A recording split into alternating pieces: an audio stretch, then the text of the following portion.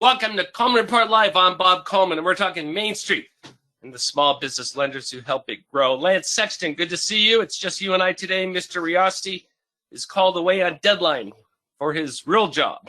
So, John, if you're watching, we miss you, and we wanted your insight on this. Slow news day, but this is big news. Newtek receives approval from the OCC to acquire National Bank of New York City. Lance, they've been working for this for 16 months. It's a $20 million all-cash deal for the $200 million National Bank of New York City. Well, Bob, this is a big thing for Newtek. Every SBLC, which prior to this, Newtek would be an SBLC, is looking for lower cost source of funding. And by acquiring a bank, they acquire bank deposits, which are certainly a lower cost source of funding. Newtek, I actually, Bob, at one point in my career worked for Newtek, and as you know. Oh, I didn't know that. I didn't know. Yeah, I actually worked for Newtek for a while, and a great organization. They provide a lot of services, like most your financial institutions. They have credit card processing. They had small business insurance, small business loans. Really, the only part of it they didn't have was the deposit and the retail side of the house, and this gets them. I have a lot of respect for Barry Sloan. He's done a good job managing that through the Great Recession and through this last hiccup that we've had. He's done a good job, and congratulations, Barry, and to the Newtek staff. I've got to ask the question, though. Lance, Carnegie BankServe was acquired by Newtek. Obviously, that was a issue that had to be resolved. How do you think it was resolved that the OCC finally signed off on that? Well, and of course, anything I say, Bob, is merely speculation. But we love to speculate. The things that occurred with Carey all occurred prior to BankServe becoming a part of Newtek.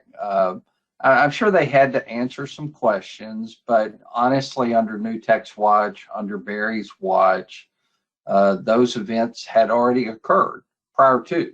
And I think that's what allowed that not to be an issue with them acquiring a financial institution.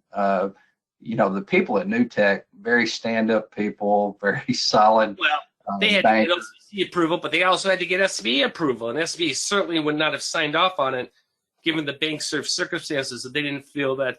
I'm sure the vetting process for SBA was much deeper than OCC. Lance, I could be wrong. You've worked for possibly, both. like I said, Newtek had existed and been a strong SBA lender long before Carey and BankServe became a small part of their life, and will do so for a long time after. So, yeah, I'm sure they had to answer some questions, Bob, but I think their long-term good standing with SBA certainly came into play. Joseph, do we have the numbers? You said they're number. John Riosti quoted they were the number 3 lender in the country. What do we have on that? Yeah, that's correct. Newtek is the number 3 7A lender. Okay, very good.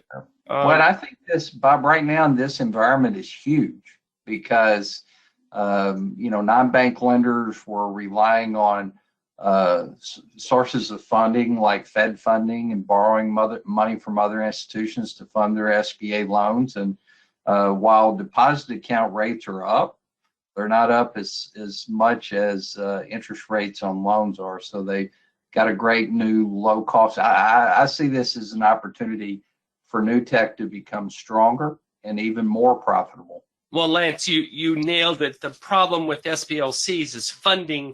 They don't have access to Fed funds. During PPP, they had access to the Treasury funds, but not on regular 7A funding. CIT found that out very, they were funding their loans on 90-day commercial paper during the Great Recession. And when that dried up, they had issues. So access to Fed funds is important, and that is now they're in a situation they can choose to keep the license, they can sell the license, they can operate. Once you have a foothold in one, with the bank, obviously SBA will approve them nationwide based on their historical track record. So that's I think that's big news for the industry that they now have access to those funds and they frees them up to do more transactions. Well, I think this is a potential stimulus to launch new tech. They are one of the top, what, Bob, you said 5 lenders in the country? Yeah. So, I mean, this may push them up to become one of the very top lender in the country. That's always a struggle for every non-bank lending SBA lender is finding that low-cost source of funds, and Newtek now has it. They expect to close the transaction in January. They will rebrand the bank as Newtek Bank National Association. So that's great news. Yeah. Let's talk about numbers a little bit. Joseph, throw up that chart. 7A is down. Lance was, if you look at the numbers, it's on track with 2019 and 18. They're in line, but was 21 simply an anomaly that blew it out of the water, and we're back to normal numbers? Or what's happening there? Well, first of all, when you look at 22, Bob, it's still a great year in the SBA lending, but it is down from 21. I think 21 was one of those once in a career years for SBA lending. I think the 25.7 in fiscal year 22, like I said, it's a good number. SBA lending is down a little bit, but it's a combination of, there was a lot of money flushed into the small business community from pandemic funding. In addition to that, the economy is a little different now than it was in 21, as we all know. And a lot of small businesses are becoming a little more cautious about their next steps. So there might, again, I hate to say there's not as much demand, Bob, because 25.7 billion is a big year still. I just think 21 is one of those years we'll look at for years and say, oh man, that was a huge SBA lending year. We'll give a shout out to our friend at TMC Financing, Jennifer Davis. She's quoted in John's article as saying, applicants have increasingly seen value in the SBA 504 loan program. Again, we're talking 7A numbers there. And fixed rate financing is an option. No one cared about fixed rate financing for a number of years, but now that is critical in an entrepreneur's decision-making process. Well, I think she makes an incredibly solid point, Bob. The 7A loan for 10 or 12 years, it was almost like a fixed rate loan. Prime rate didn't change. Yeah, prime rate did not change. You could say, okay, you've got a prime plus 2 3/4, and it adjusts quarterly, and they go through 30 quarters and it never adjusted. So it was the equivalent of a fixed rate loan. It is not now. So the push for 504 loans certainly was way up as well. This next story comes from an actual case study that the Inspector General, did they write about? I don't think they wrote about it, but this came about. We had 5 brothers who owned 5 hotels looking for 5 wives. No, that wasn't. But 7 brothers for 7 wives. Anyway, now I'm really dating myself. Each ownership was the same, 84,444. Each one went and got a loan, $5 million loan. So each brother was maxed out at the 3.75. This was flagged by the Inspector General as a control affiliation problem. Now, as a lender, we'd like these, Lance, because it gives more oomph to the credit. We'd like that type of transaction where there's family members. If there's a problem with one of them, we assume the other 4 brothers will step in and solve it. But this is a huge no-no because they said that there's actually one brother who controls it all, and therefore that brother has a liability of 5 times 3.75, therefore making all these loans ineligible. Well, I think that's certainly over the last several years, the Inspector General has found more than one case where you had, say it's a father, daughter, son, combination where they had multiple SBA loans.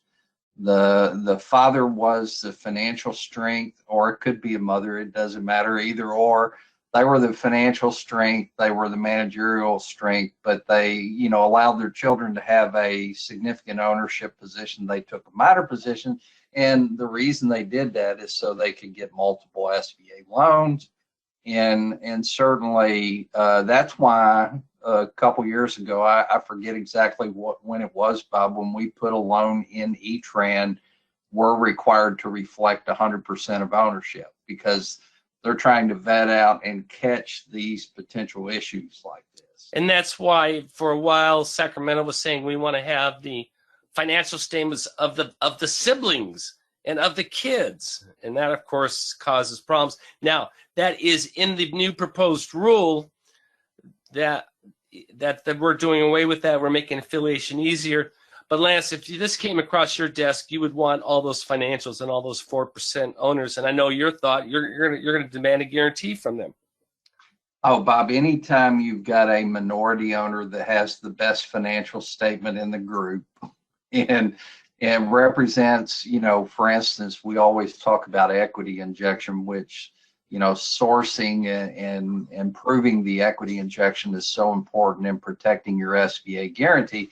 But a lot of times in these situations like you have up here, Bob, one of the 4% is the source of equity injection. They are the source of financial. And that's what strength. happened here. It was one who did that, and they said. And I am absolutely, Bob, getting personal financial statement, tax returns, and a personal guarantee from the person with the biggest financial statement. Well, to give a shout out to USDA, if this is in any of these institutions, in these hotels or in rural America, they can do that. There is no cap of rural lending. And speaking of a nice segue, Lance, Joseph is on a airplane on Thursday. He's going to be attending the National Rural Lenders Roundtable.